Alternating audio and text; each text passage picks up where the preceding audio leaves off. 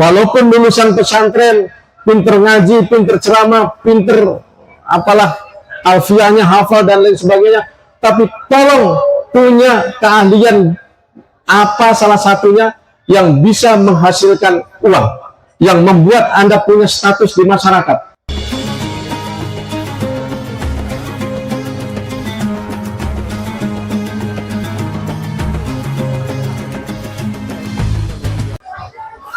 Saya terlebih dahulu perkenalkan singkat saja. Tadi nama saya sudah disebut oleh Pak Yai Nawaji, MC Mustaqim namanya ya. Pernah dengar nama Mustaqim, Bu? Ada di dalam apa itu? Di dalam Al-Quran, di surat apa? Surat Al-Fatihah. Ihdinas siratal mustaqim. Yang sembahyang pasti hafal nama itu ya. Yang sembahyang. Yang tidak pernah sembahyang mungkin asing. Jadi kalau Bapak Ibu sholat menyebut nama ihdinas siratal mustaqim, ihdinas siratal mustaqim, ya ini orangnya mustaqim ya. Cuma beda sedikit, Bu. Kalau di Quran itu, di Al-Fatihah itu, kalimat mustaqim itu menggunakan huruf qaf dan adayanya, jadi panjang, mustaqim, kan begitu ya. Nah, kalau saya sesuai ijazah, sesuai KTP, menggunakan huruf K dan pendek, mustaqim. Kalau mustaqim, al-mustaqim di dalam Al-Quran artinya apa? Ada yang tahu artinya apa? Jalan yang lurus. Nah, kalau mustaqim, nama saya, huruf K, terus tidak panjang, ada yang tahu artinya apa? Bengkok. Ya, ya, nggak apa-apa. Artinya kalau nama saya bengkok, itu berarti saya adalah salah satu orang yang sedang berproses supaya bisa lurus. Doakan, amin ya rabbal alamin. Bapak Ibu semua, sengaja tadi saya menunggu pas innallaha wa malaikatahu yusholluna 'alan nabi. Nah, saya menunggu ini. Ternyata ibu-ibu pada bengong. Padahal maksudnya saya menunggu ibu menjawab enggak ya? Sebab kata Rasulullah, al-bakhilu man dzukirtu indahu falam yusalli alayya. Orang yang pelit, ini kata Nabi ini, orang yang bakhil itu adalah orang yang ketika disebut namaku indahu oleh orang di sekitarnya, apakah orang di sampingnya, apakah orang di depannya seperti saya berdiri di sini, pokoknya Bapak Ibu mendengar innallaha wa malaikatahu yusholluna nabi atau mendengar Allahumma sholli wa sallim ala sayyidina Muhammad. Alhamdulillah. Tadinya kalau masih belum menjawab, saya agak pesimis di ceramah ini, Bu. Kenapa? Karena sama Nabi saja ibu pelit, sama Nabi saja ibu bakhil. Saya berpikir jangan lagi, apalagi sama saya. Kalau ibu pelit sama Nabi, jelas lebih pelit lagi sama saya. Jangan-jangan nanti saya besok pulangnya itu hanya dikasih uang transport saja. Saya pernah protes sebenarnya ketika kuliah di Bandung. Kebetulan waktu itu saya jadi ketua satu senat, kumpul Pak dosen-dosen, Pak Rektor. Saya pernah protes begini, Pak Rektor, kenapa sih lulusan pondok pesantren, lulusan IAIN, kok ilmunya oleh masyarakat tidak dihargai seperti ilmu umum, seperti dokter misalnya. Kalau dokter itu Bapak Ibu, kita sakit, terus konsultasi sebentar, berapa menit, konsultasinya saja sekarang sekitar 200.000, 5-10 menit, belum beli obatnya. Orang hukum, fakultas hukum bisa membuka konsultasi hukum. Orang psikologi bisa membuka konsultasi psikolog.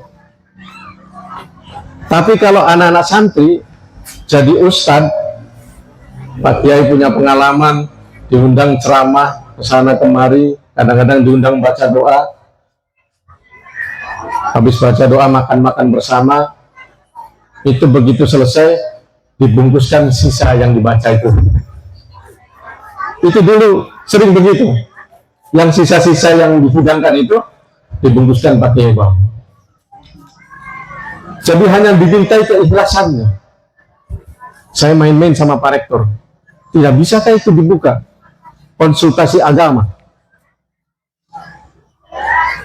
Kenapa? Karena kalau orang berobat ke dokter, paling yang disembuhkan, usaha disembuhkan hanya satu penyakit. Mungkin liver, mungkin kolesterol, mungkin demam. Hanya satu penyakit. Tapi anak santri memberi nasihat, insya Allah dia bisa mengobati penyakit batin, dia bisa mengobati keresahan, dan bisa mengantarkan orang yang dinasihatinya itu bahagia fid dunya wal akhirat. Betul. Nah cuma beda penilaiannya Bapak Ibu. Kadang-kadang cuma terima kasih.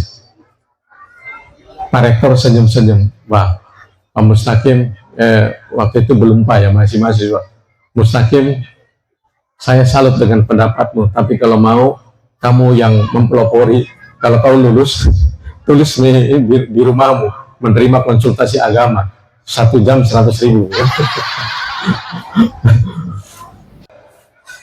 Sekarang banyak orang putus asa, apalagi anak-anak muda, para remaja. Bapak Ibu sudah ada data yang menyebutkan bahwa hampir 50% kasus bunuh diri yang cukup marak di Indonesia itu adalah para remaja. Nah ini kenapa? Karena tidak punya kekuatan. Padahal kalau remaja itu beragama Islam, insya Allah dengan doa bisa selesai. Termasuk masalah tadi, yang jomblo itu yang nggak kawin-kawin, Bu. Ya, doanya apa? Apa itu orang bahasa Jawa bilang? Teka welas asih menyang aku. Pernah dengar itu? Angin nangisi menyang aku. Ora bisa turu, tak bantali atiku, tak kemuli sukmaku. Ketemu turu, tangek nonggoleki aku. Teh ngareteh, tuyeng gendeng goleki aku. Pernah dengar enggak itu soal? Itu doa pra-Islam. Itu mantranya orang-orang yang belum paham dengan ajaran Islam menggunakan mantra-mantra katakanlah pelet seperti itu. Tapi itu bentuk doa itu. Pada zaman dulu diyakini. Nah ini Bapak Ibu, saya pernah coba ya. Waktu saya belum tahu pengasihan Islam Pak Kiai, saya coba itu. Cuma untuk mencoba ini syaratnya berat. Harus puasa mutih. 7 hari paling sedikit, kalau bisa 40 hari. 7 hari dan hari terakhir itu harus mati geni. Loh, ngeri ya. Mati geni itu 1 hari 1 malam puasa dan tidak tidur. Nah karena berat seperti ini, saya tidak mau yang saya tembak itu, saya di kampung sendiri nggak mau urus gini. Saya tembak tidak main-main, yang ada di Jakarta artis. Dan itu saya alhamdulillah, setelah saya coba, alhamdulillah gagal. Kenapa? Karena dia artisnya ada di Jakarta, saya merantaunya ke Sulawesi. Jadi tidak nyambung. Itu macam-macam ya kalau ada semar mesem. Kalau tadi itu semar mesem, ada semar kuning, ada orang Sunda di sini ada jangjawokan ya, ada itu namanya jangjawokan, ada jaran buyang. Ada orang Cirebon nggak di sini? Ada? Mana orang Cirebon? Nggak ada. Itu kalau orang Cirebon ada tarlingnya Baridin dan Ratminah Bapak Ibu. Itu Dalam tarling itu, tarling tahu tarling ya? Tarling itu budaya orang Cirebon yang isinya itu di panggung main drama, tetapi kayak opera, suaranya sudah di setel, orangnya tinggal main drama, dan pengantar musiknya itu, musik utamanya adalah gitar dan suling. Itu namanya tarling.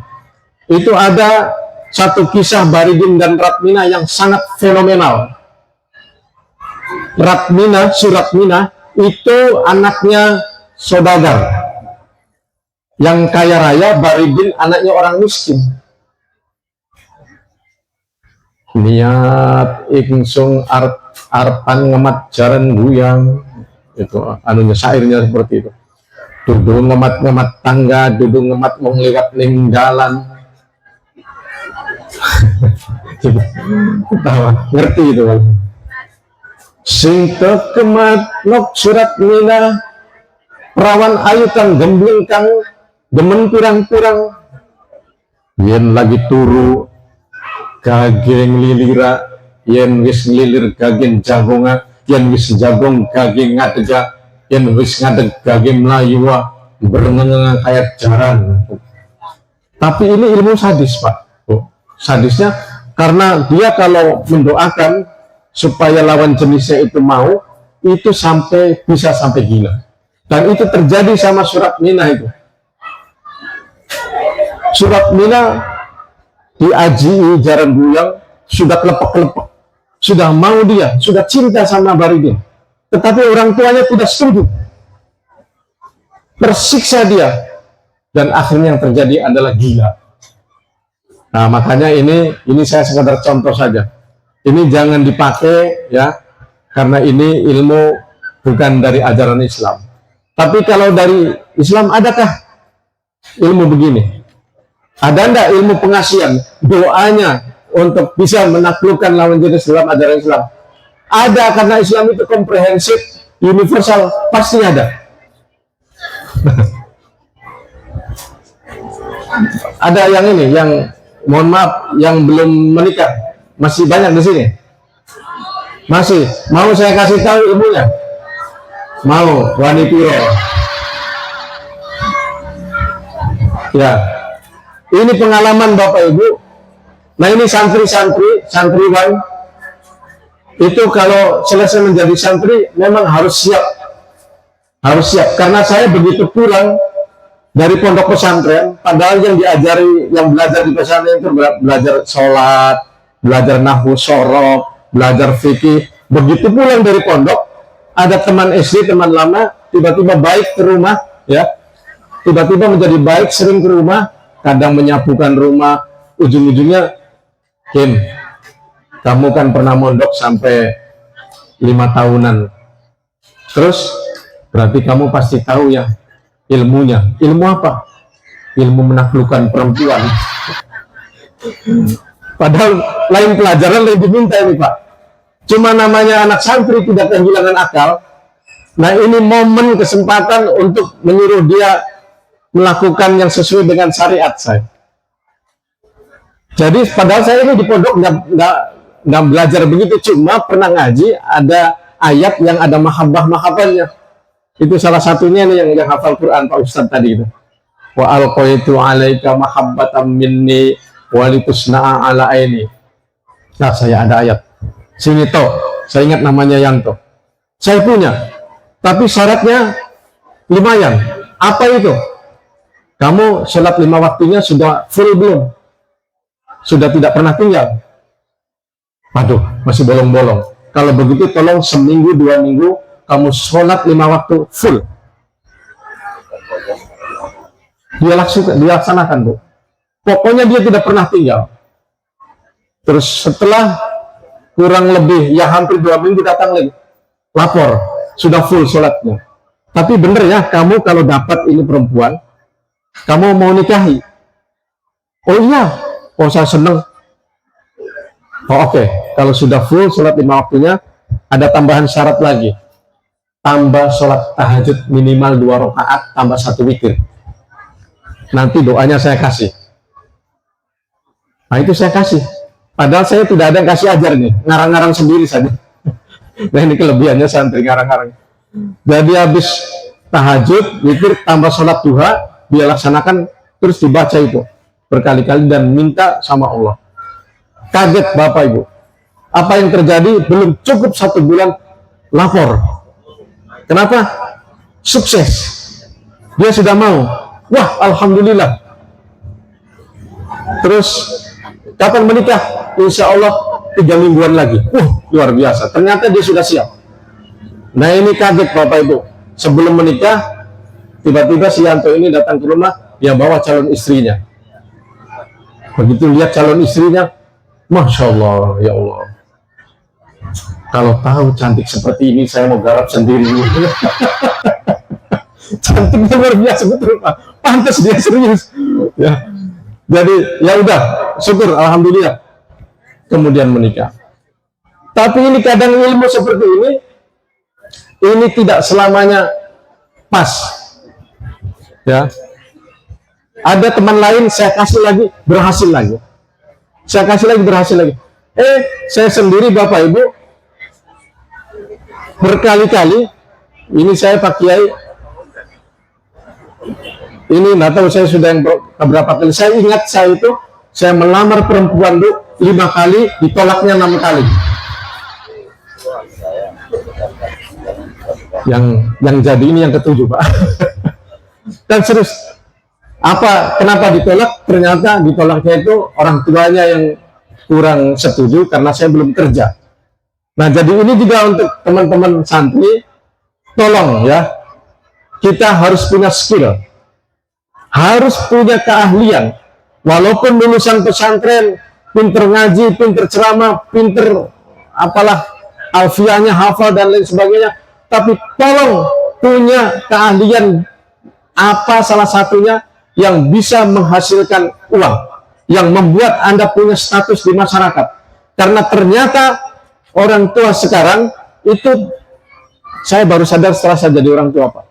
Dulu waktu ditolak-tolak gitu Pak, emosinya luar biasa Pak, jengkelnya luar biasa. Dalam hati saya ada sombongnya, ini Bapak ini tidak tahukah saya ini santri. Tapi ditolak. Nah setelah saya jadi orang tua, ternyata benar juga ya, kalau jadi orang tua pikirannya bagaimana supaya anak perempuannya itu punya masa depan, suaminya tidak pengangguran, jadi ada yang dimakan, ada yang untuk bekal hidupnya. Nah ini memang menjadi mutlak harus dimiliki. Saya beberapa kali mengajar di mahasiswa, itu Bapak Ibu, saya selalu beri dorongan, apa saja, apakah berdagang, apakah punya keterampilan tertentu.